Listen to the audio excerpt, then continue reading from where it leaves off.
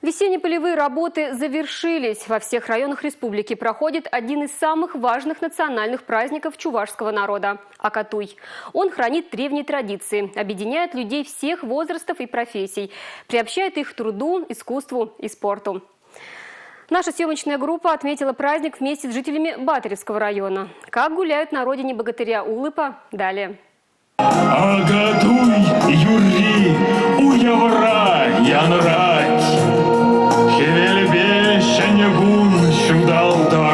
Ака в переводе означает «сев», Туй – «свадьба». Главные герои на этой символической свадьбе – Саха и Земля, повенчавшиеся во время весенней крестьянской страды. Издревле чуваши в этот день собирались для того, чтобы поздравить друг друга с приходом лета, встать в общий хоровод и спеть любимые песни.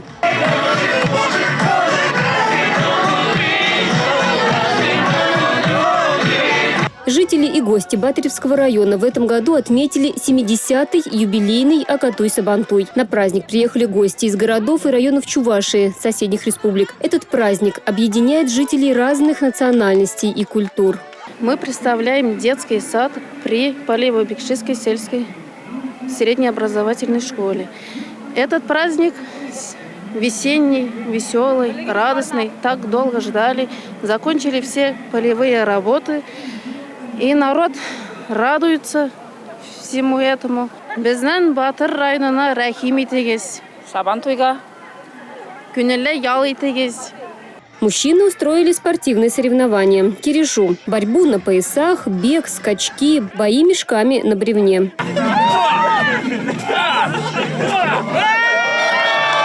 На игровой площадке прошли различные конкурсы – бег с ухватами и чугунками в мешках. С годами Акатуй-Сабантуй становится богаче и разнообразнее. Превратился в праздник, который включает в себя спортивные и народные игры. В этот день проходят выставки декоративно-прикладного творчества и дегустация национальной кухни. Все блюда, которые наши истинно чувашские, издревле, которые готовили куран-кукле, вареники как. Улма хабартме.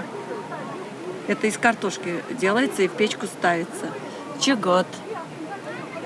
Перемеч. Тоже это соленый чегот.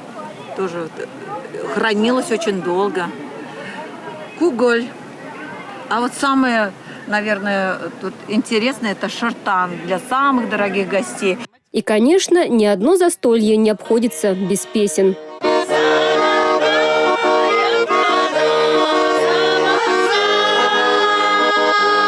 Добрая традиция праздника – чествование не только земледельцев, но и лучших по профессии жителей района.